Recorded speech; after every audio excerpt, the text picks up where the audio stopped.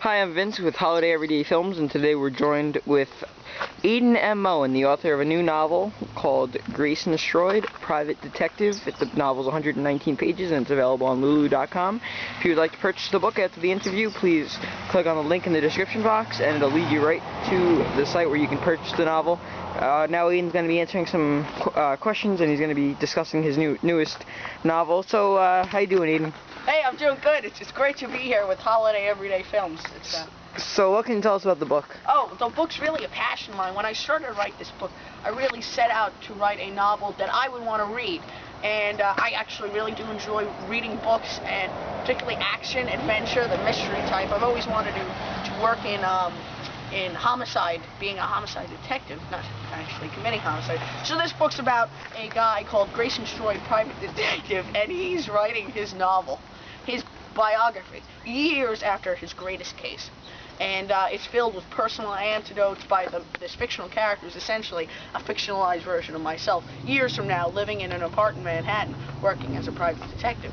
Now, this crime boss, Cassandra Stiles, has taken over the underworld, and her quest is to now kind of cement herself there by committing mass murder in thousands of places across New York.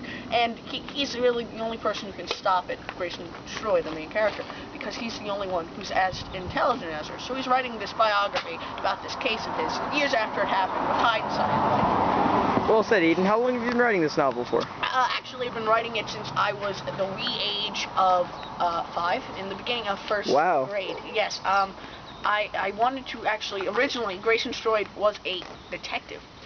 No, not a detective, I'm sorry, a scientist who had created this ingenious acidic liquid that could burn through anything. And his assistant, in this case, was scarred horribly by this acidic liquid, and he vowed vengeance, and he committed numerous crimes using the liquid. And he went to stop him, and that got adapted and changed eventually and became the Grayson Stroud that we know. It actually went through several drafts. I completely finished it in 2nd grade, and I reread it, and I said, this is crap, this isn't good. So I rewrote it several other times until I finally started writing the final draft in halfway through 4th grade. I actually finished it a few months back. I gave it to my reading teacher. She read it. She got a kick out of it. I edited it, and I published it. So it felt so good to finally get this novel out there. That's a really remarkable tale. What advice can you give us about what advice can you give to young writers out there looking to make their mark and create a book? Do something different. Do something different. This is what can definitely throw you off course. I had planned. I had ripped off numerous different things in my first couple of drafts, and I read it, and I said, this isn't good. And when I finally tried to do something original, that's when I thought the novel really hit its stride. You have to do something different. You have to do something creative. And also, do something that you care about. If I had written about Grayson Stroud, this douchebag from New York, who worked as a bowling alley guy and was trying to stop a murder, I totally could not have enjoyed writing it. You have to enjoy writing it, or people aren't going to enjoy reading it. And another thing, edit. I found so many mistakes when I finally edited my book. In the first chapter alone, which I know I've edited numerous times. So edit non-stop. That's what you need to do, because mistakes are going to slip by constantly. Get someone else to edit the book, because they'll find mistakes that you haven't.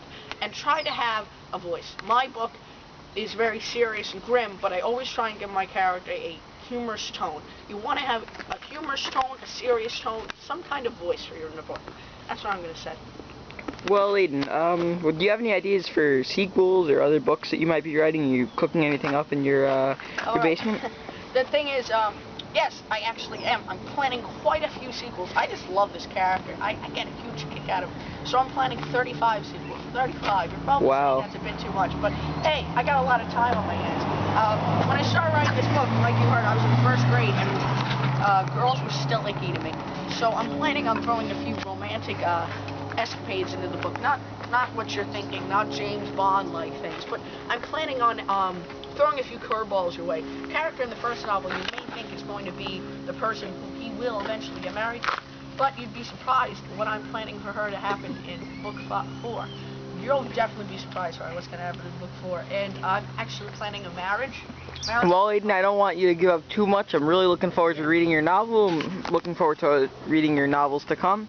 Thanks for talking with us, Aidan. Could I, before we sign off, could I give a few recommendations for reading? I'd just like to recommend a book I read rather recently. Why not? I got a huge kick out of. I thought it was really great. And that is Peter Parker's Spider-Man number 75. It's written by Howard Mackey. Thanks for the recommendation, Aidan.